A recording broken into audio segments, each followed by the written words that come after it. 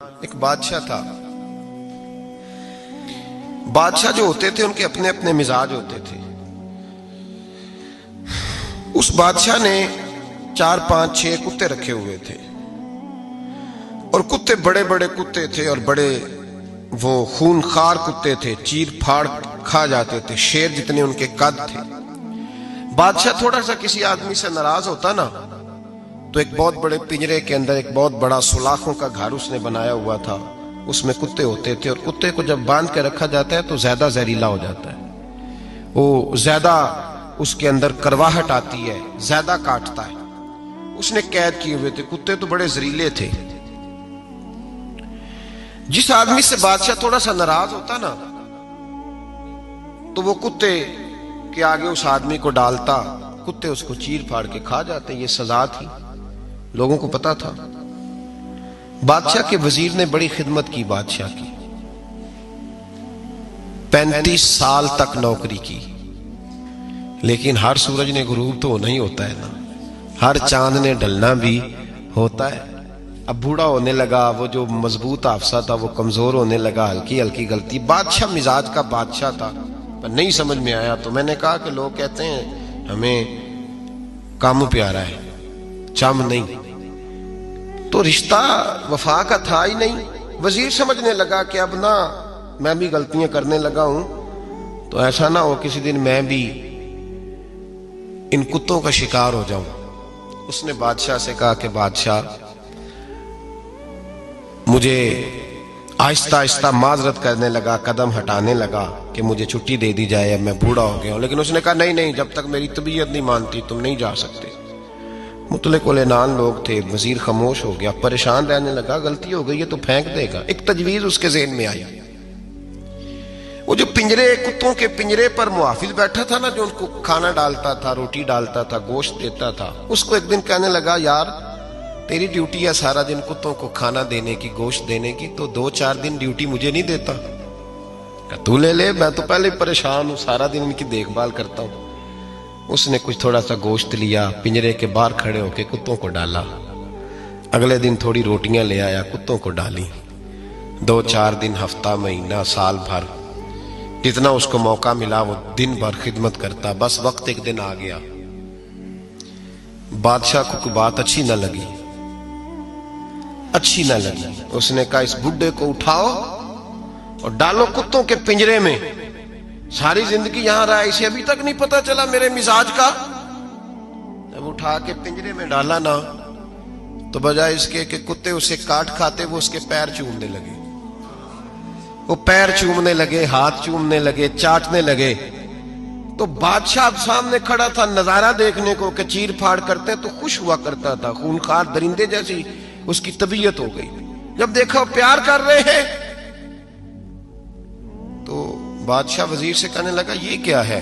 तो वजीर रो पड़ा, कहने लगा तू सियासतदान था तो मैं भी सियासतदान था, सारी जिंदगी सियासत की, लेकिन दुनियादारों के साथ रहा तो अंजाम ये हुआ कि मुझे इस पिंजरे में डाल दिया गया। देख, तू बहुत बड़ा सियाना था और मैं भी समझदार था, वजीर रहा, लेकिन हमारा रूह का रिश्ता न बन सका। अरे हमसे तो ये कुत्ते ही अच्छे निकले। तेरी 40-35 साल खिदमत की तो तूने कुत्तों के आगे डाल दिया। इन्हें तो चंद महीने रोटी डाली है, मेरे वफादार हो गए। चंद महीने रोटी, जिना तना विच इश्क न रचिया, कुत्ते ना थी चंगे। जिना तना विच इश्क न रचिया, कुत्ते ना थी चंगे। मालक देकर राखी कर दे, साबर भुखे नंगे। और बाबा बुल्ले शाह साहब फरमाते हैं, तो राती जागे ते शेख सदावे, राती जाग दे कुत्ते ते तैथू उत्ते मालक दा दर मूल न छड़ दे। भावे मारो 100 जुत्ते ते तैथू उत्ते रुखा सुखा खा। दिने जार रुखां विच सुते, तैथू उत्ते एक बुरकी दा कदर पछानन। भावे मालक होवन सुते। एक बुरकी दा ऊपर खड़े होके काम नहीं कराना पड़ता कि मैं खड़ा रहूंगा तो काम सही होगा, जाऊंगा तो ना। एक बुरकी दा कदर पछानन, भावे मालक हो मन सुते। फिर अपने आप को मुखातब किया, कहने लगे उठ बुल्लिया, चल यार मना ला, नहीं ते बाजी लै गए नहीं कुत्ते। उठ बुले आ चल यार मना ले, नहीं ते बाजी ले गए, नहीं जल्दी कर उठ जा, ये तो आगे गुजर गए तुझसे। तो भाई याद रखो, रिश्ता वफा का हो तो कायम रहता है और बेवफाई का हो तो टूट जाता है। मदीने के महबूब सैयद आलम सल्लल्लाहु अलैहि वसल्लम ने मक्का फतह किया, शोर हो गया, इज़ा जा नस्रुल्लाह वल फतह, फतह हो गई, इन्ना फतहना लक फतहम मुबीना के जलवे नजर आने लगे। आज अरब का नक्शा बदल गया, हालात तब्दील हो गए, दुनिया बदल गई। महबूब पाक सैयद आलम सल्लल्लाहु अलैहि वसल्लम इस शान से मक्के में दाखिल हुए कि हर हर कोने से नबी पाक के नाम के नारे बुलंद होने लगे। अभी 10 साल पहले नबी पाक रोते हुए मक्के से निकले थे, 10 साल कबल रोते हुए गए थे और 2 गुलाम हुजूर के साथ थे। आज उसी मक्के में हुजूर आए हैं तो लगता है पहाड़ और पत्थर भी मेरे रसूल के नारे लगा रहे हैं। तो एक उरूज हो गया, हालात एक नया रुख इख्तियार कर गए और मक्का मुकरमा के अंदर अल्लाह तबारक, अब तो इहाता बड़ा हो गया है, मुताफ बहुत बड़ा हो गया है, हरम शरीफ की मस्जिद को वुसअत दे दी गई है, लाखों लोग आ सकते। उस वक्त जब 10,000 लोग आए ना तो सीरत निगार कहते हैं यूं लगा जैसे दरख्तों पे भी लोग चढ़े हुए, पहाड़ों पे भी लोग, इतना मजमा था। कहां 2-3 लोग और कहां हजारों का इज्तिमा। मेरे नबी पाक सल्लल्लाहु अलैहि वसल्लम ने तवाफ किया ऊंटनी पे बैठ के काबे का, फिर मेरे महबूब तशरीफ लाए और हुजूर ने खाना काबा का दरवाजा खोला, फिर मेरे नबी पाक ने बुत तोड़े, फिर मेरे महबूब ने खाना काबा के दरवाजे में खड़े होकर खुतबा इरशाद फरमाया, फिर मेरे रसूल पाक सल्लल्लाहु अलैहि वसल्लम के जलवे जमाने ने देखे। इन सारे हालात में दुनिया ने एक वफा का अजीब मंजर देखा कि उस मौसम में बहार में ना तो आवाज हजरत अबू बकर के नाम की बुलंद हुई, ना उमर फारूक और ना मौला अली के नाम की बुलंद हुई।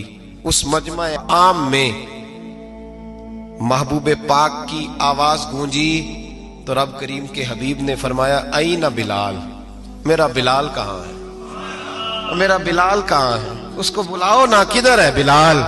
अजीब रंगे वफा देखा ना लोगों ने, ये वफा। फरमाया बिलाल किधर है। हजरत बिलाल हाथ बांधे, सबसे पीछे, वो शोहरत से बचने वाला पीछे पीछे रहता है, जी चाहता है सारी गजलें उस जालिम के नाम करूं। पीछे थे हजरत बिलाल रदी अल्लाह ताला अन्हु, दौड़े हुजूर में हाजिर हूं। फरमाया इधर आ यार, काबे की छत पे तो चढ़ जरा, आजान तो सुना। एक सहाबी हुजूर के कान में बोले, और ये भी हिकमत इलाही थी कि वो बोले, हजरत बिलाल की शान जाहिर होनी थी। कान में का या रसूलल्लाह, काफिर पहले ही मर गए, पहले ही कोई हाल नहीं इनका, आज तो बिल्कुल ही खत्म हो गए। हुजूर आज आपका सिक्का चल गया है, बिलाल के बड़े दुश्मन है, बिलाल को रहने दें, कोई और ना आज अजान दे दे। कान में बात कही थी, चाहिए था जवाब भी कान में आता, पर मासूम आमना फख्र आदम बनी आदम वफा का खुतबा पढ़ने लगे। वफा का खुतबा शुरू हुआ। मेरे हबीब अलैहिस्सलाम ने फरमाया, कान में बात की थी, हुजूर कान में जवाब देते, लेकिन हुजूर ने फरमाया चुप कर यार, तूने अजीब बात छेड़ दी है। जब मक्के में पत्थर खाने हो तो बिलाल, और जब बदर में तलवारें चमके तो बिलाल, ओहद में पत्थर बरसे तो बिलाल, और गले में कस के रस्सी बांध के से मक्के की गलियों में घसीटा जाए तो बिलाल मुहम्मद मुहम्मद कहे, और आज अल्लाह इज्जतें दे तो किसी और को चढ़ाऊं। फरमाया चुप करके सारे नीचे खड़े रहो। आज काबे की छत पे बिलाल खड़ा होगा तो मैं दुनिया को बताऊंगा वफा किस चीज का नाम हुआ करता। बिलाल ही चढ़ेगा काबे की छत पे। किसने जर्रों को उठाया और सहरा कर दिया, ये किसने कतरों को मिलाया और दरिया कर दिया, और किसकी हिकमत ने यतीमों को किया दुर्रे यतीम, और गुलामों को दुनिया भर का मौला कर दिया। भाई याद रखो, रिश्ता जो वफा का होता है ना, उसका बड़ा रंग होता है, उसका बड़ा अंदाज होता है, उसके बड़े तरीके होते हैं। अगर हजरत हलीमा गुर्बतों के आलम में मेरे मुस्तफ़ा को लेके गई थी ना, तो मासूम आमना ने भी तो सबक बड़ा निराला दिया ना उम्मत को। हजरत हलीमा जब लेके गई थी तो तब तो 3 लोग थे ना, कोई देखने वाला नहीं था, 3-4 लोगों में लेके गई थी। हलीमा कहती है जब मैंने रंग देखा तो मैंने निराला देखा है।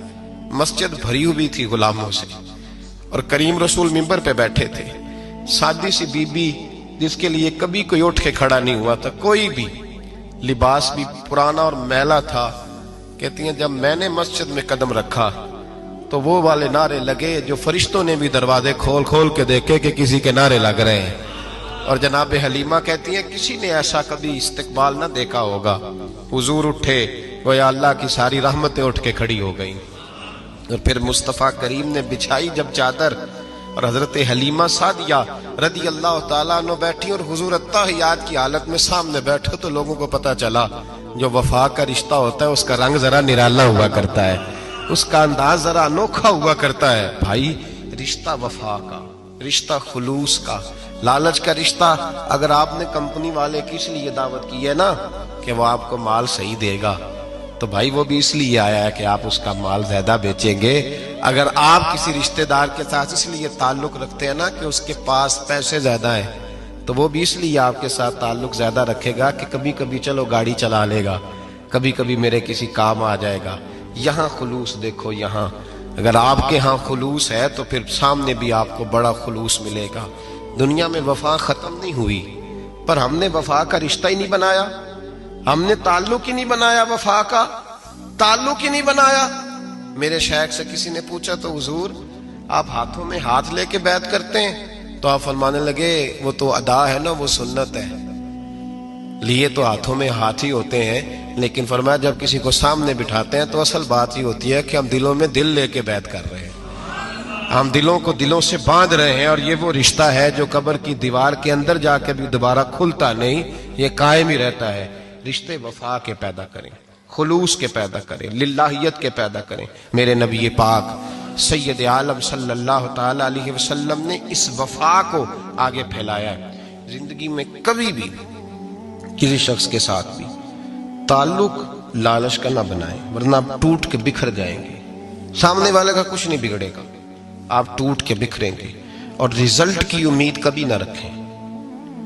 वफा होती दो तरफा है पर करनी एक तरफा चाहिए, याद रख लें। वफा होती दो तरफा है, करनी एक तरफा चाहिए। जो कहता है ना सामने वाला करेगा तो मैं करूंगा, वो भी कच्चा है, वो कमजोर है, वो अभी पक्का नहीं हुआ। वफा करनी एक तरफा चाहिए। तू कर, सामने वाला नहीं करता तो ना करे, तो अपनी तरफ देखना। सामने वाले को छोड़, वो नहीं करता तो ना करे, उसका अपना। हजरत इमाम अहमद बिन हंबल रहमतुल्लाह ताला अलैह, ये वफा के उन्वान में बड़ी अहम बात है अगर आपको समझ आए तो। इमाम अहमद बिन हंबल रहमतुल्लाह ताला अलैह झील के किनारे, नदी के किनारे वुजू कर रहे थे। एक बिच्छू साथ साथ चल रहा था, वो चलते चलते पानी में गिर गया। इमाम अहमद बिन हंबल ने हाथ रखा, बिच्छू को बाहर निकाला। जब बाहर निकाला तो उसने डांग मारा।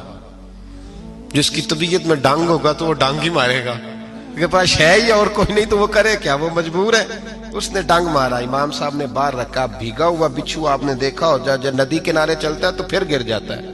वो फिर गिरा तो इमाम साहब ने फिर निकाला, निकाल के बाहर रखा तो उसने फिर डांग मारा। फिर साथ साथ चलते चलते वो गिर गया।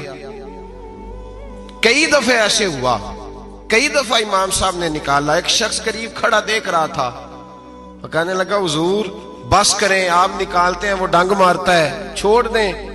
आप फरमाने लगे अच्छा भाई बड़ा तू अजीब मशवरा दे रहा है। वो अपनी बुरी आदत पे डट गया।